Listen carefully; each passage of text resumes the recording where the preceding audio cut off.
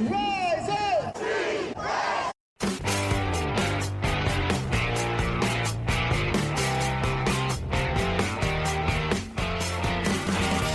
This is the Rise Up See Red podcast, all about the Arizona Cardinals and the NFL, featuring insider and outsider perspectives. Enjoy the best hour of Cardinals talk on the web. Now here are your hosts, Jess Root and Seth Cox.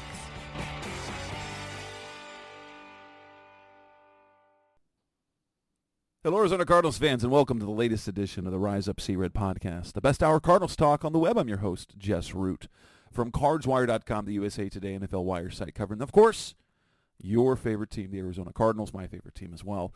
And this is episode 486. Seth Cox is with me, back from a short hiatus. He didn't do the second show, so we had a special guest, Blake Murphy, who's been on the show before. Seth Cox from RevengeOfTheBirds.com, the SB Nation site for the Arizona Cardinals, and also one of the hosts of the original Draft Breakdown podcast. Seth and I last got together for the review show for last week, which was the embarrassment of the Browns' loss. But guess what? Seth, we finally get to talk about a win. We get to talk about Kyler Murray. We get to talk about a win.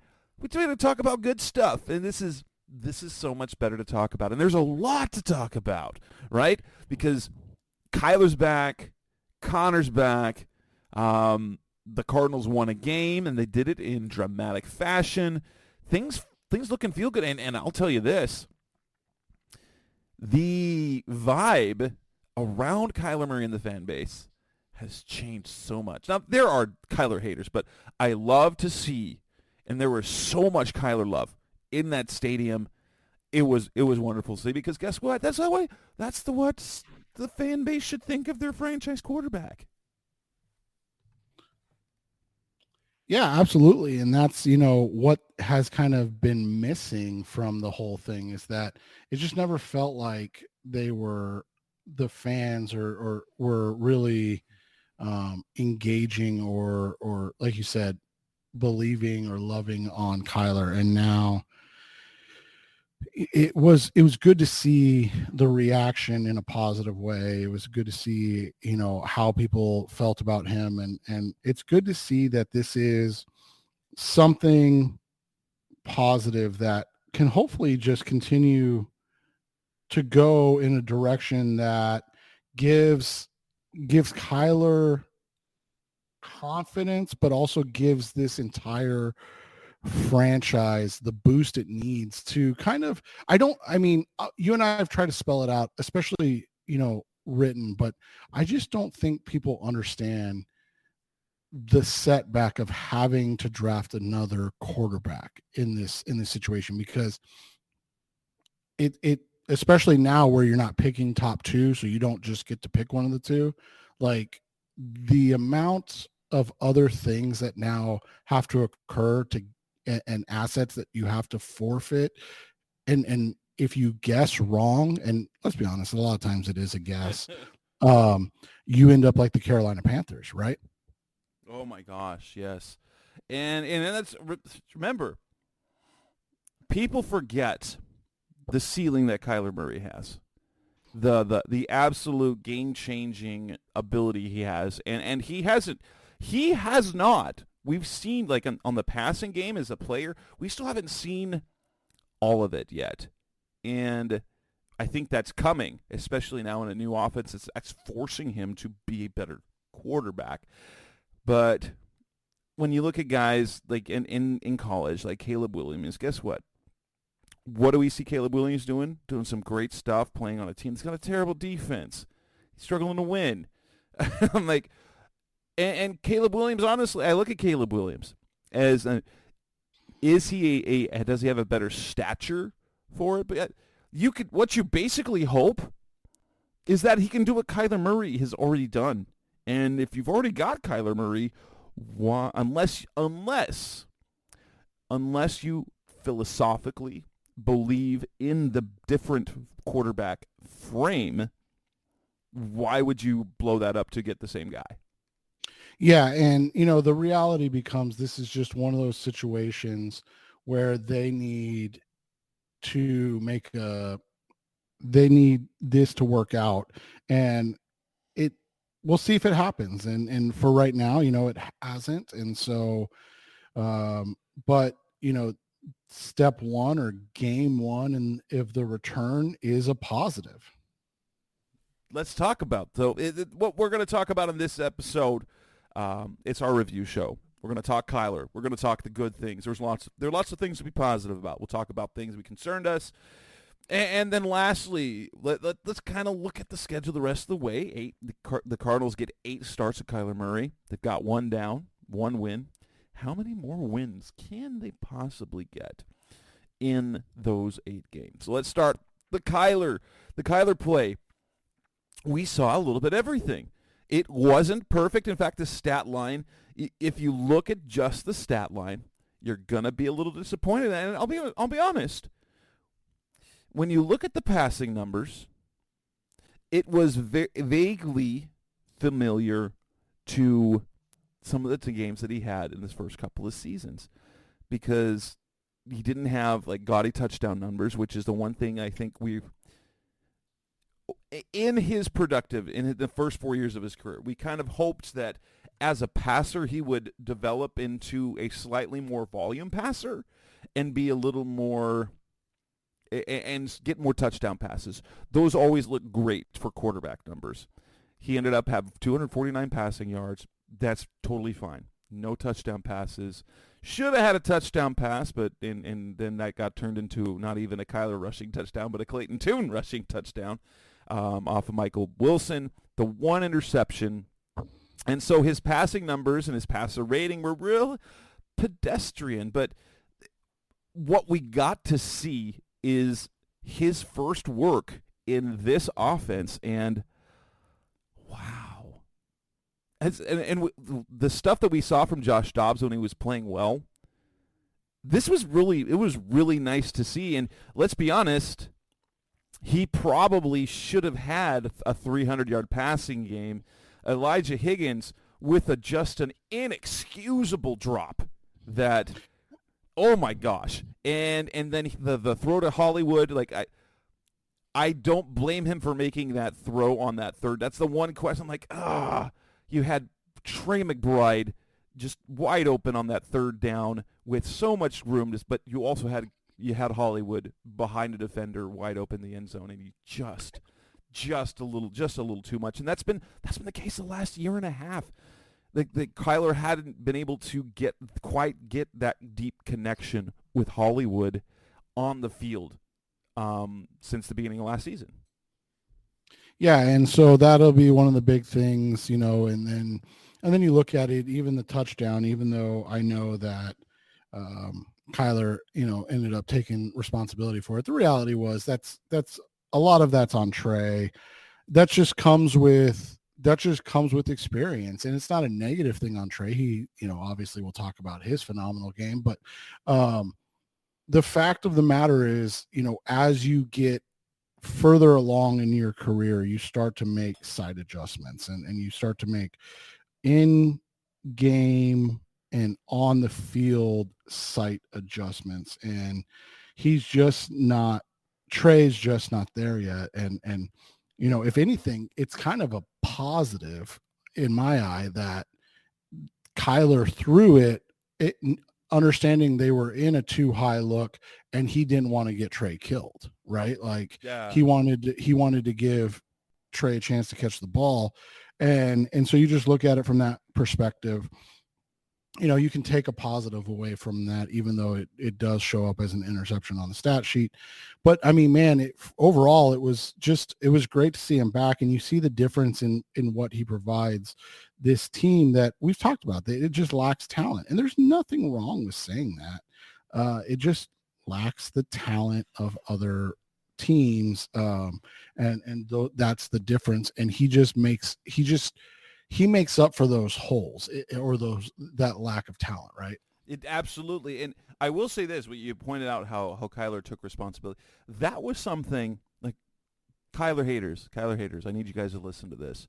All of y'all middle-aged people like me that are like, Kyler this. This is something we don't normally hear from Kyler. Kyler doesn't like to take verbally. he's never been one to say, hey, that's on me. He always talks about we need to be better. And that there was the question, in fairness, he was asked what happened on that concept. Should Trey have sat on that? And he says, well, conceptually, yes, but it was a miscommunication because we'd never talked about this. So he was doing what he was supposed to do. So he's like, that's on me. And he said that. This is something we haven't heard much from Kyler. And this is, for those people who have always criticized Kyler, listen to that maturity. That's like what Carson Palmer, that's what Josh Dobbs, that's what Jonathan Gannon does. That's on me. So he understood that conceptually Trey should have stopped. That's what the question was. But then he also said he did not throw his teammate under the bus, which is where we've seen that a little bit, and it's, people, it rubs some people the wrong way. But he said, well, there's a miscommunication. We never had talked about that. So he was doing what he was supposed to do. In that read, that's what should happen, but we never talked about it. I thought that was extremely mature of him, and he made sure to say it that way. And I think, I believe that is. I think that is 100% the influence of the new head coach in Jonathan Gannon, because of preaching that type of accountability I think that permeates through the locker room, and it's just one of those things that I love to see. And I believe with Gannon and this team, I've believed from the beginning that Kyler would thrive because of the demands and the hard coaching. Because Kyler is competitive, he will take to hard coaching, and as long as he sees that it is successful, guess what? He will do it, and he'll thrive. And I believe that was what was lacking with Cliff during those 4 years, because I always felt like Cliff was just like, I love to give Kyler, yes, do your thing. Instead of saying, Kyler, we need you to do this, and this. Let's do this. I expect this out of you. And now they're doing that, and he's flourishing. It wasn't asked of him before that, whether it was, and I don't think it was on Kyler. I also think when he came into the league, the team was just, wow, you're here, instead of, okay, let's do this. We need you. They already anointed him that first year, and I know that rubbed some guys the wrong way. In fact, there was some friction. It wasn't necessarily a friction between Kyler and Fitz, but when we heard comments from guys who had private conversations with Fitzgerald, they did not, Fitz did not like the way the franchise handled Kyler Murray, the rookie. Right, and that's a big thing. And so we'll see how that, changes as this goes on, as he, takes over a leadership and maturity role. And those are things that, we hadn't, like you said, we hadn't seen before. So we'll see how this goes now. Well, other good things to like to see, just I loved the fact that he was not he played like he was himself. The mobility, the speed that plays with his legs was just great to see that. Hey, the fear that we all had that in the initial part is like, is he going to RG3 this? You watch the way he moved. You would have never known that he had a knee injury. No, and that was a big thing, like you said. That was one of the biggest question marks we were going to have about the whole situation, is could they get through this? And the answer initially is yes. And it's one game, and it's against a mediocre, albeit, team fighting for a playoff spot, and that is going to help determine what this team is moving forward. Because as much as the tryout of Kyler is important, like I talked about at the beginning, it's the overall team and what they look like that really is going to matter, right? And they have to look like a franchise heading in the right direction, even if they end up, and I don't think they will, and we'll talk about this, but even if they end up 3-14, right? If they're competing against every team and there's no more games like there was against Cleveland, then you're like, okay, they're going in the right direction. But on the flip side, if things are going poorly and he's not buying in now and other guys aren't buying in, it makes it really difficult, right? And so that's the good vibes from the game one are important, but it's carrying those through game by game that really is what is going to make the difference, and not just for this year, but for the immediate future of the franchise. And it was also great, the scenario in which Kyler came back and the end of game. We'll talk about like the things that were good and bad, but first game back, he gets the ball with 2.5 minutes left in the game, and he leads them down the field, and they win the game. It was a game-winning drive in a game that, they got clutch. Trey McBride had a great game. But just to see Kyler, like, that's the sort of thing like Josh Dobbs did at Minnesota. Now, a lot of these guys had a belief in Kyler already. But to get your quarterback back, your starter, and for a lot of the guys it's new, to immediately, in game one, all right. And he goes out and brings together a clutch, game-winning, fourth quarter comeback, because they were down. They were down a point. Down a point, game-winning drive, to do it in the fashion they did it, including that just absolute that run, that 13-yard run that he had to run 68 yards to run for 13 yards, that was vintage Kyler, if you can call vintage Kyler for guys that've been, a handful of years. 5 years, 4 years in the league. Yeah. Vintage Kyler. But that's the sort of thing, I think that's something to build on, both as a teammate, because it's almost like he was a rookie again, but he's like an old rookie, and he comes back in immediately, and he wins a game for them, and that's got to be so great for that locker room. But he basically is a rookie. I mean, that's the reality. He's a rookie that is getting healthy for the first time, playing in a new offense, playing under a new coaching staff, like all of those things that you can't discount, he's doing, and that's the reality right now. And like you said, to get a win in that scenario is just so big for the belief in things, because I think that is one of the big things that we need to discuss. It isn't the overall like, oh, is this team going to compete, blah blah blah. No, it's literally and I know this is a millennial term at this point, but like, what are the vibes, right? What are the vibes of the franchise?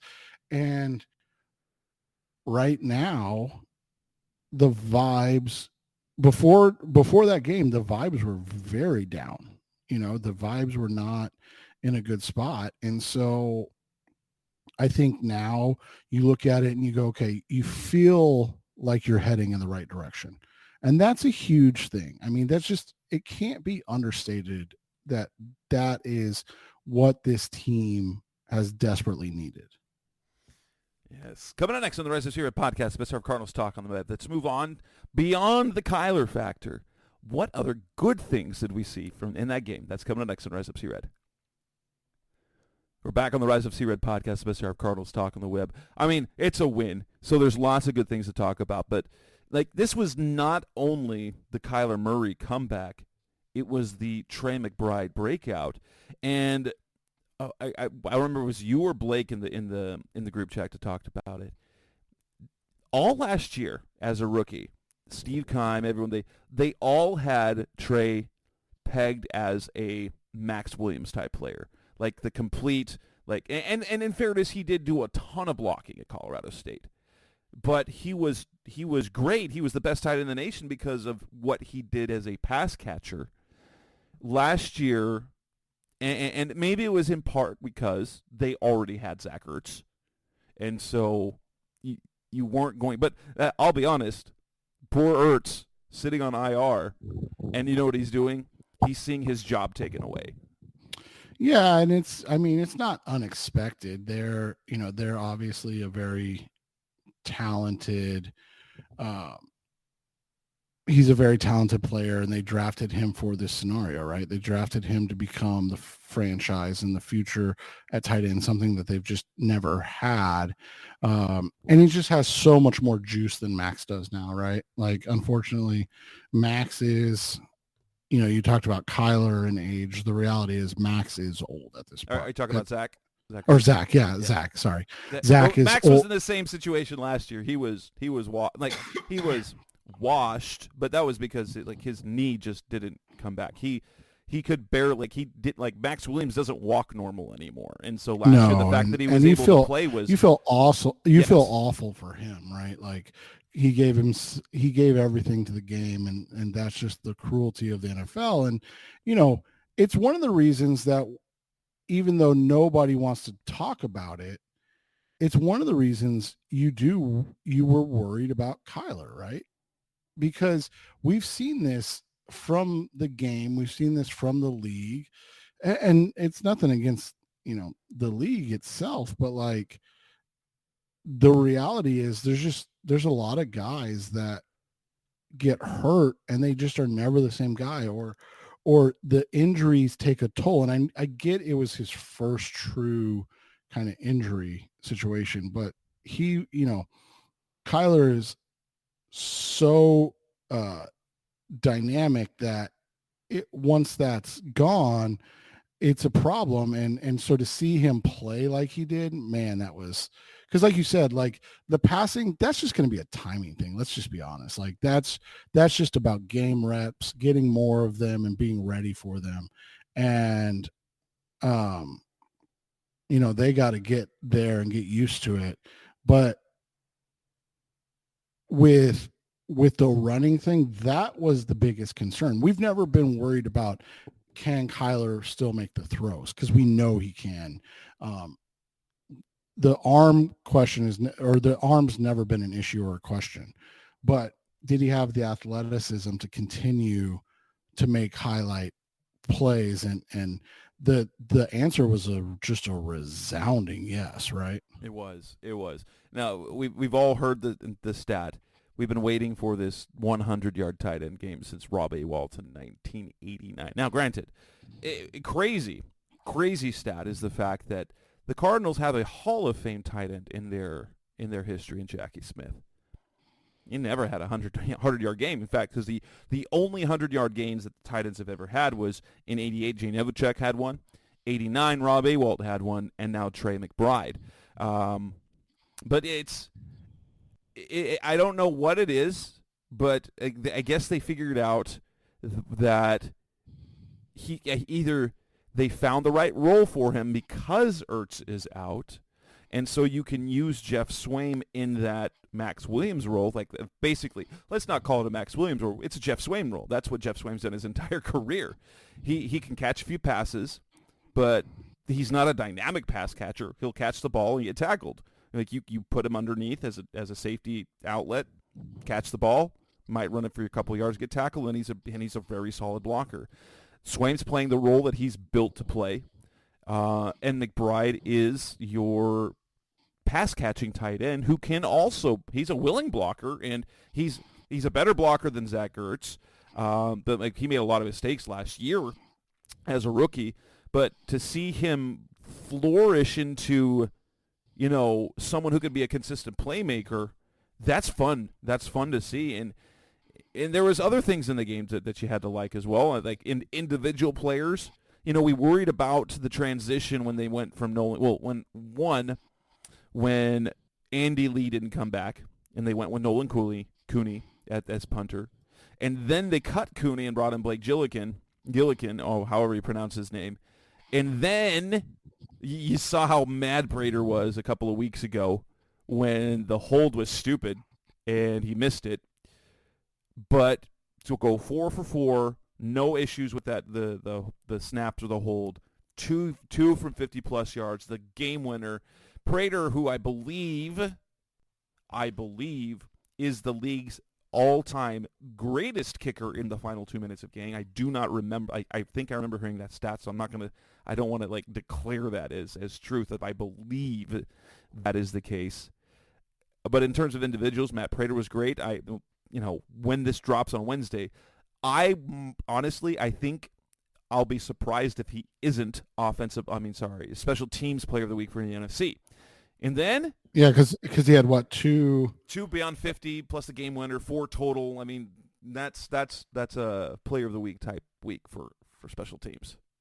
Right. And it was great to see, and all of these things, are coming into focus in a positive way now, and the team just has to continue to build off of what was an excellent win and excellent performance overall. And then the other guy we have to definitely shout out is Seth's second favorite BJ in the world, and that's BJ Ojulari. Playing more, his role is growing, and picked up 2 sacks and looked really good doing it. And he's and like you said, he's just growing into the role, which is, we were wondering, because he was just so underutilized early. Right, and they slow played him, and now we're starting to see why, because he was the times that he'd been playing on the field, it felt kind of invisible, and like this last weekend, at home against the Falcons, he had 2 sacks, but he was also all over the field. I think it was 8 tackles in that game. So his role, and I don't know if the playing time was the result of how good he was playing, or whether he got the playing time because his role was increased because of what he was doing in practice. But you got to see, like, we knew he was athletic, but he's the guy that gives you some elite bend off the edge there. Like, you've got Collins, who is extremely strong and athletic. And I think that's something, too, is that Collins is turning into a very sound edge defender. Like you said, not the spectacular rusher that you would hope, but he's turning into a really nice player that's going to, he looks like, projects that he could be, a 6 to 8 sack a year guy, which is, I think, more than enough. It's somebody else becoming that premier guy, and maybe even that's when Collins kicks down or comes off the field every once in a while, but he's becoming so dynamically good against the run that now, with Ojulari stepping up, and it's crazy to look at this numbers, man. It's crazy to think about this. Gardeck, 5 sacks. Dimakaji, 4 sacks. Collins, 3.5, and Ojulari, 3. That's 15.5 sacks from their edge players. You and I, you could have asked us. Those are the numbers that we kind of wanted to see, right? If we were talking off the season, that was roughly the production we hoped we would get from that group, like, for a full season, right? That's right. Kind of like and we're hoped. 10 games in, and that's the thing, is like, I just think that getting to the point in a positive way where, and we're just seeing so much of Gannon and Rallis and how talented they are at getting positive play out of players. And I think, obviously Collins and Dimakaji weren't their draft picks, but I think we can both agree that they're getting more out of those guys than the previous regime did. And you and I have always said, Vince Joseph seems like he's an incredibly good schemer of things, but he runs his scheme and it works or it doesn't. Whereas it feels like Rallis and Gannon, we don't even kind of really know what their scheme is because they're so busy making sure that they implement things that work for everybody on the roster. Yeah, it's been really, really fun to see. James Conner in the lineup was a boost. And man, doesn't he just like change the dynamic? It's unfortunate and it's great. I mean, it's unfortunate because a running back, you and I are never team running backs don't matter in the least, but a running back shouldn't dictate that much, if that makes sense. Well, and it's weird because you expect that from certain running backs to have that much of an impact, because James Conner is not a premier running back. No, not in the least. But he is, in terms of impact for this team, he has the same sort of impact that a premier runner has. But at the same time, the fact that when he left, and it was DeMarcado that was holding things down, but it's great to have him back, and we hope. And it was the questions like, oh, was Connor hurt? No, they snap counted him. They snap counted him because there was a couple of drives you're like, why is Keontae Ingram in there? Man, and speaking of the old regime, man, that guy's bad. I think we do need to shout out a couple of other guys, right? Obviously, Paris Johnson Jr. just continues to grow as a player and what he's done. But Kelvin Beachum, the 34-year-old, did a fantastic game in his first game back at left tackle. He's 34 and a half. So older gentleman, played very well at left tackle. Carter O'Donnell. That was a shock. When I was like, Carter O'Donnell's starting? The guy had played 17 NFL snaps, period.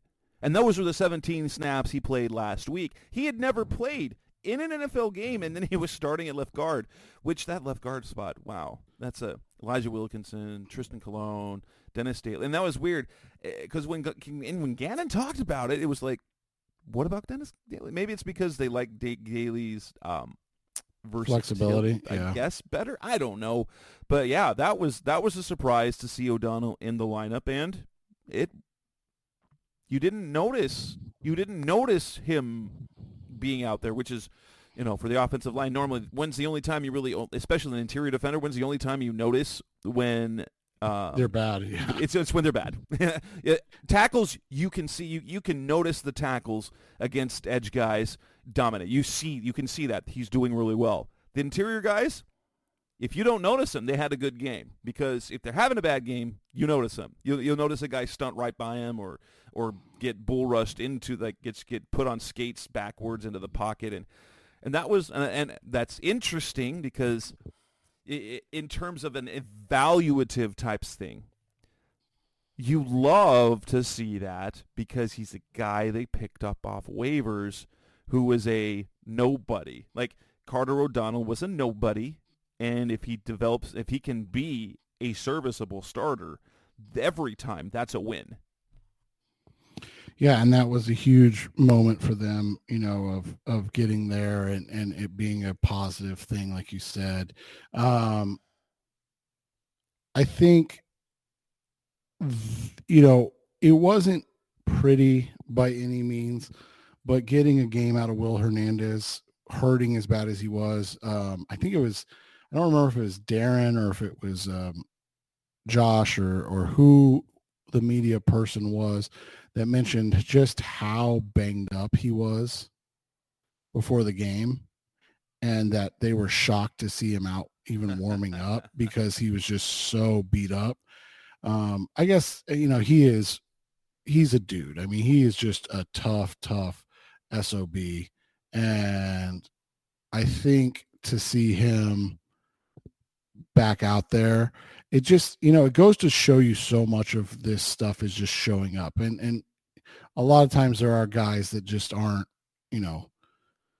good enough. But Will Hernandez is such a talented player that when he's on the field, it changes the complexion of the game. Yeah, and it was helpful. It was helpful in the fact that Grady Jarrett is out for the rest of the season, and David Onyemata was unable to play, and so I think going against Tavius Street, who's not a bad player, but that was helpful in a game where Hernandez was not 100%.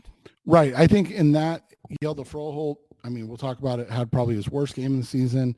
And then, like you said, we're starting a guy named Carter O'Donnell. Like, so that's a two last name guy. Right. And so to have that happening and then to see the positive outcome, like I said, I think it was great overall on the offensive side of the ball. Coming up next on the Rise of Sea Red podcast, Mr. Cardinals Talk on the Web. We've talked all the good stuff. Let's get down to the nitty gritty. Where's stuff that we were a little bit disappointed in? That's coming next on Rise of Sea Red. We're back on the Rise of Sea Red podcast, Mr. Cardinals Talk on the Web. Talking Cardinals-Falcons. They pick up their first win since since week 3, snapping that 6-game losing streak. Not everything was good, obviously.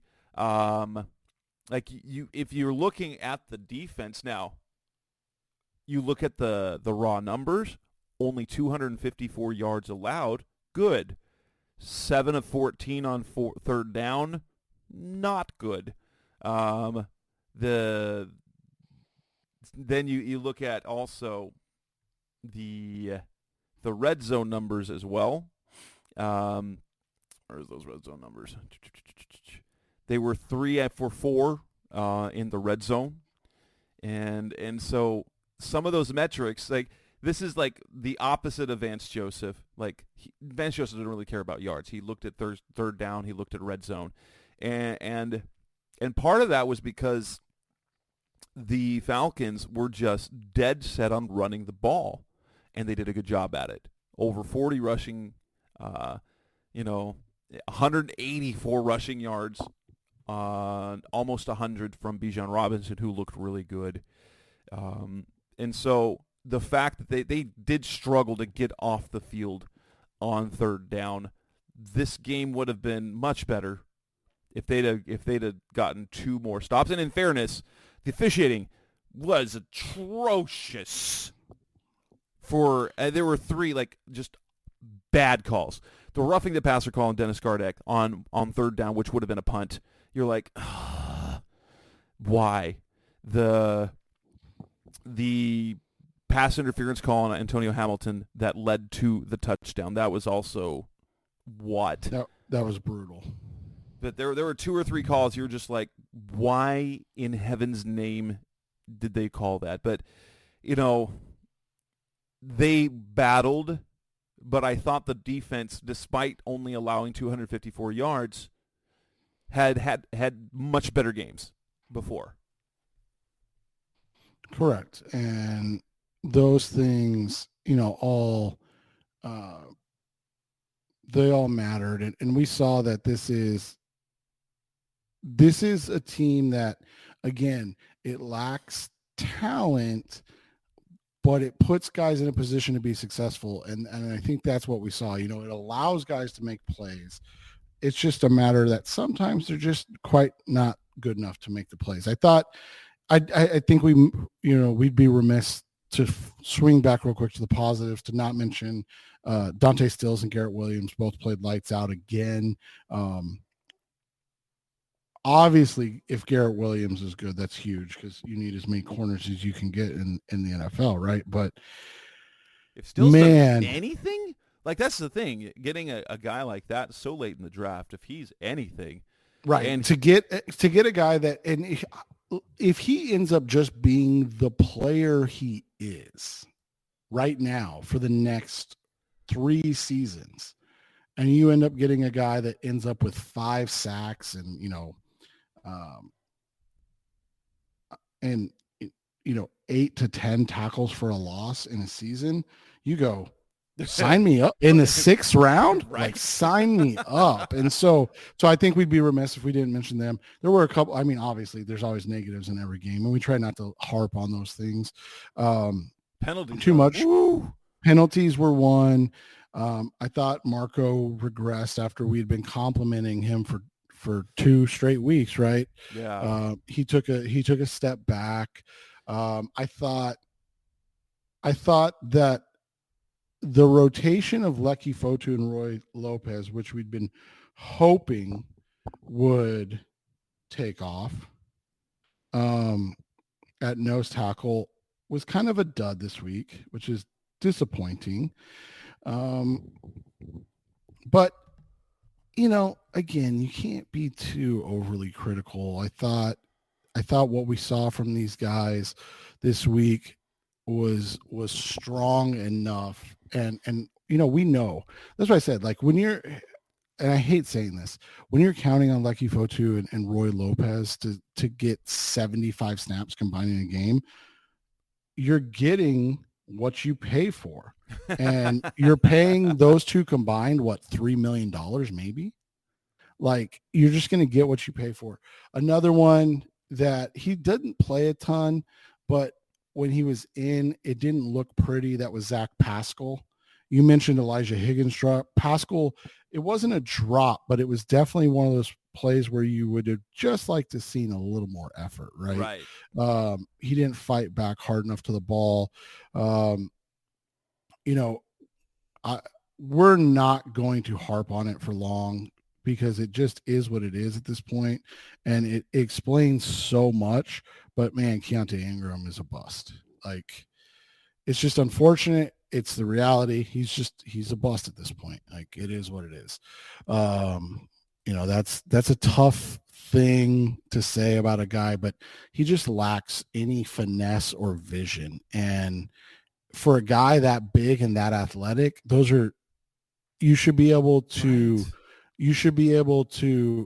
either be really good at pounding through the line, or you're so athletic that you don't need to worry about being overly physical. And those things are just not there for him. And then Yelta Froholt, I think this is just a, clear reality it was that a he bad, was. Yeah, for the Froholt part it was a really bad sequence there in the first half. It was, you're right.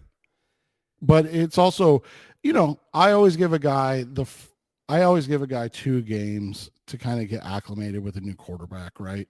Yeah. Like, it's different cadence and stuff like that. And it's interesting because we actually had to talk to our youth quarterback about this, because our normal quarterback is out. He broke his thumb, and so we got a kid that's very talented backing him up and playing right now. And the team we were playing this weekend just loves to blitz, and they love to all out blitz all the time.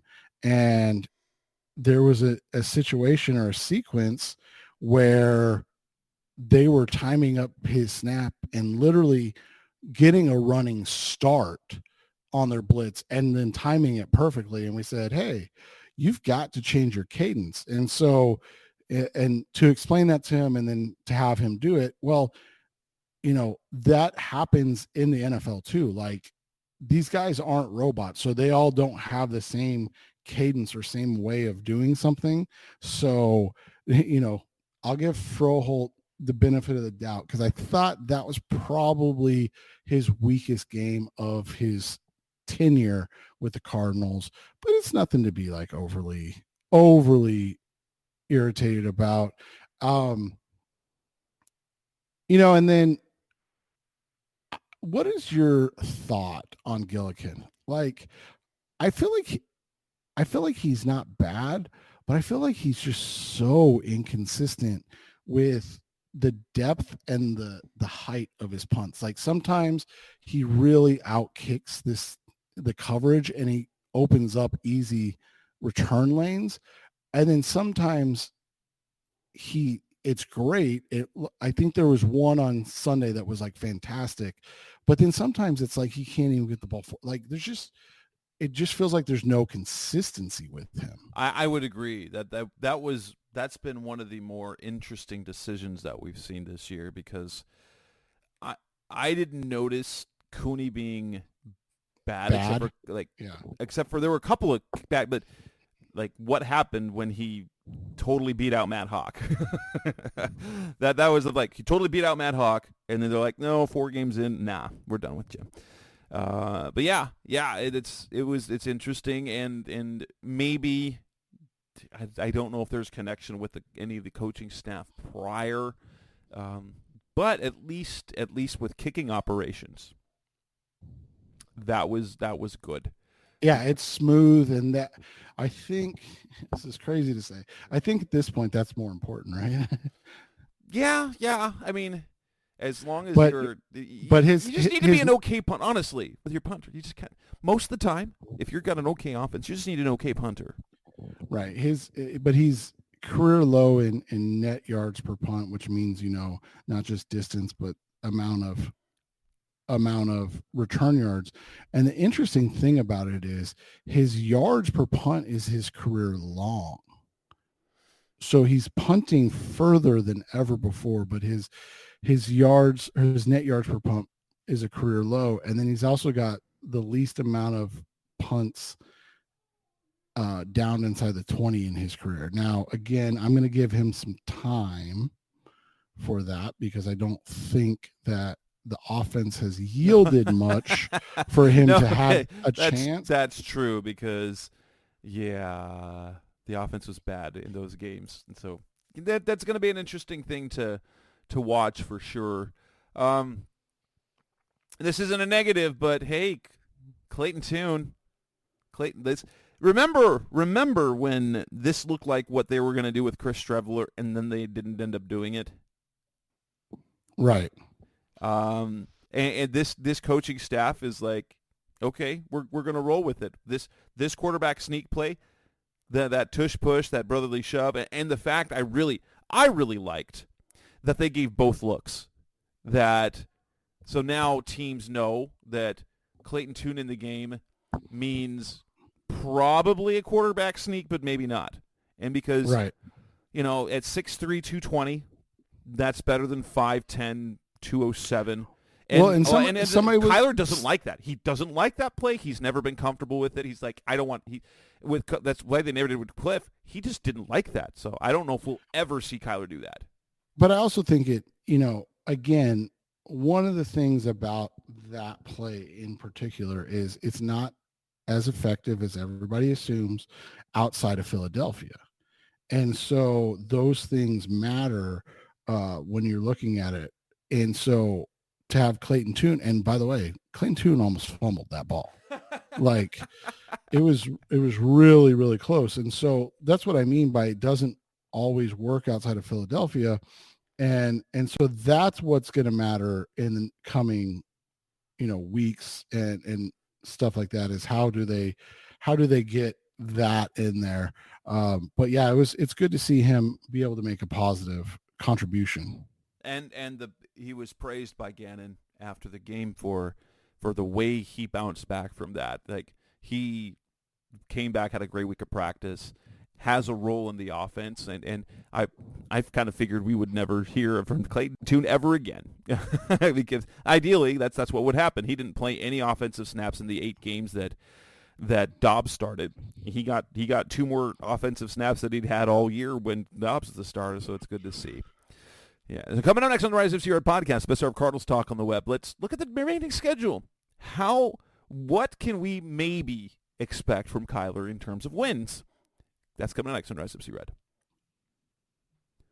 We're back on the Rise of Red podcast, best of Cardinals talk on the web. The Cardinals have 7 games left on their schedule.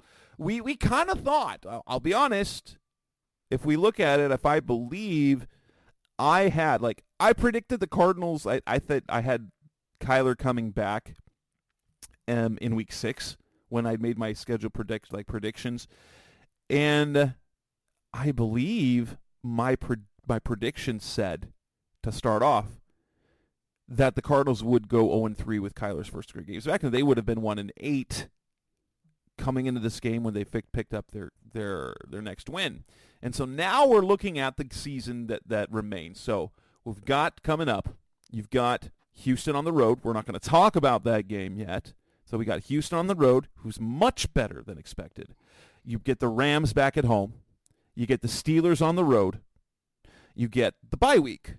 And then in the final games, you've got San Francisco again. You've got Chicago, Philadelphia, and you've got Seattle.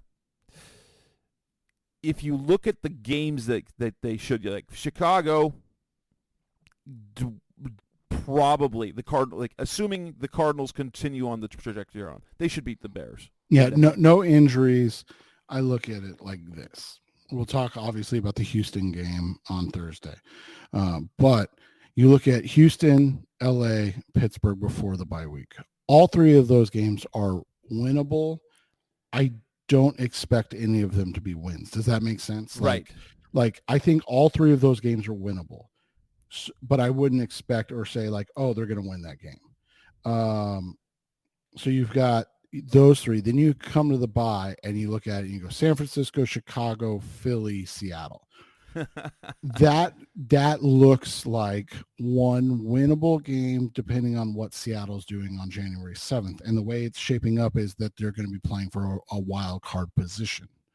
So you look at it, you say 4 games out of the 7 left winnable.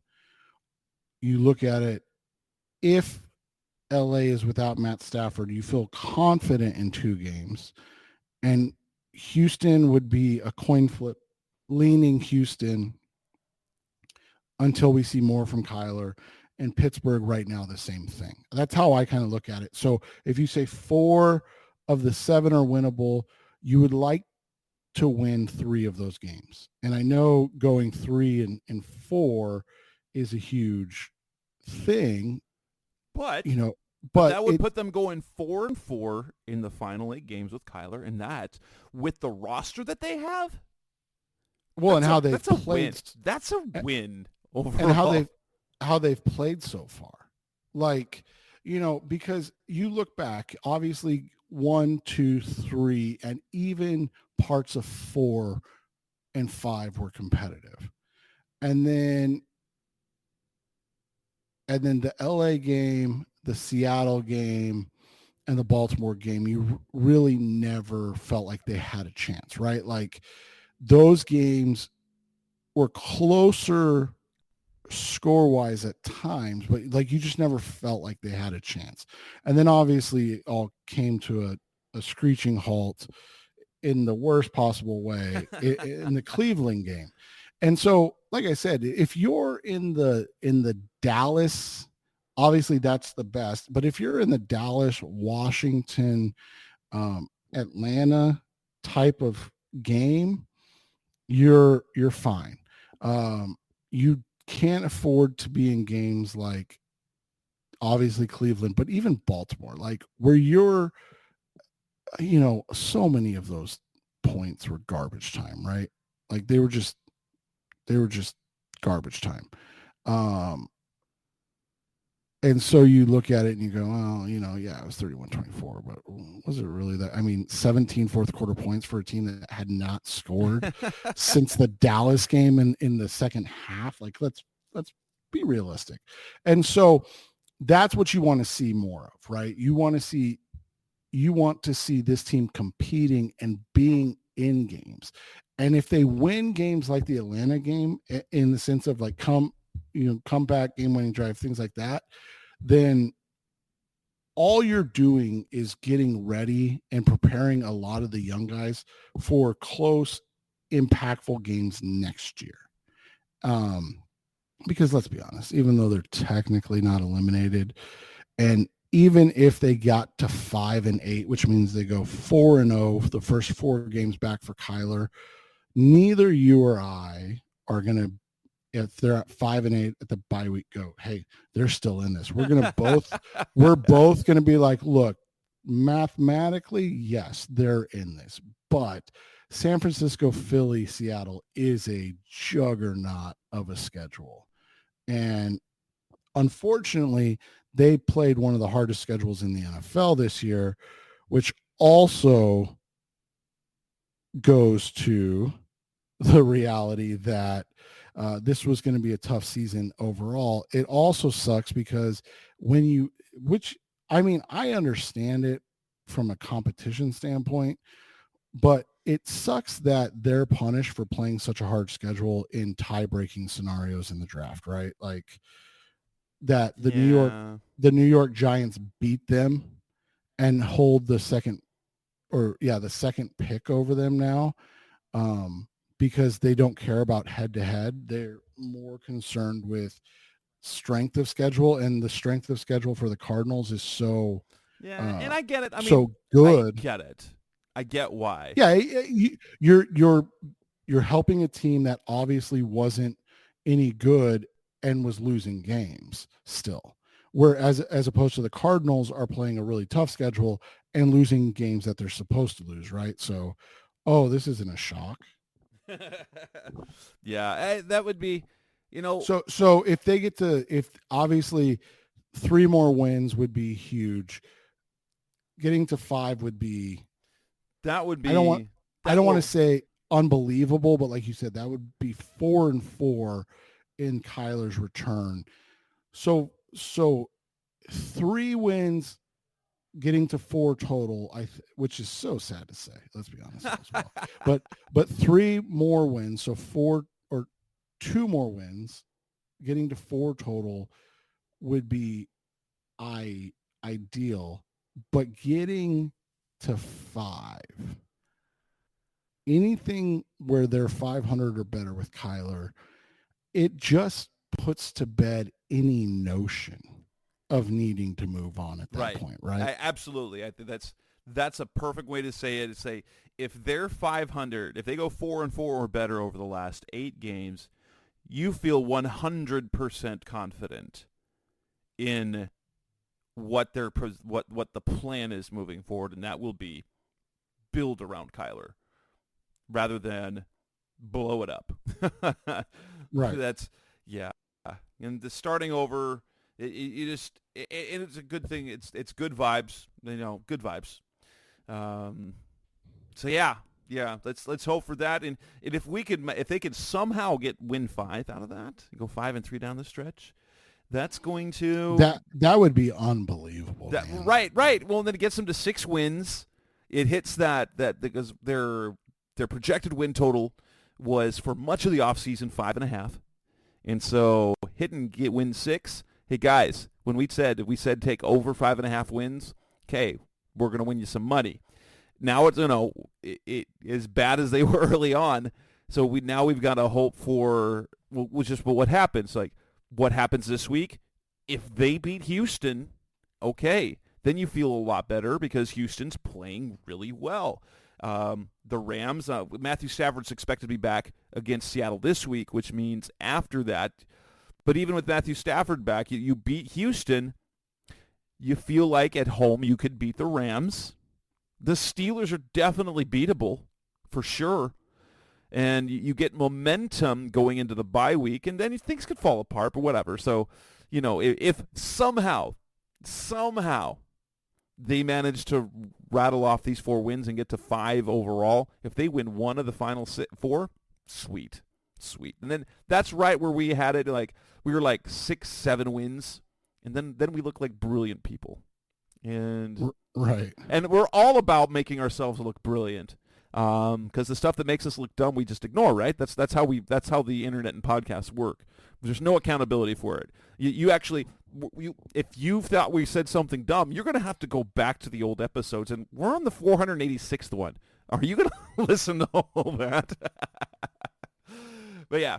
So yeah, that'd be fantastic. And with that, we'll wrap up this edition of the Rise Up C Red podcast. Mr. Our Cardinals Talk on the web. That's Seth Cox. I'm Jess Root. We'll be back again later this week to preview Cardinals-Texans. No longer the Tank Bowl. Thanks for listening. We'll be back in a couple of days. Thanks for listening to the latest edition of the Rise Up C Red podcast. Listen to previous episodes and subscribe to the show on Apple Podcasts, Stitcher Radio, Audioboom, or many other podcast platforms so shows are delivered directly to your mobile device. Please give the show a 5-star rating and always support the sponsors who support the show. We'll be back soon for the best hour of Cardinals talk on the web. Rise up, Red Sea, be Red Sea Red, and of course, Rise Up C Red.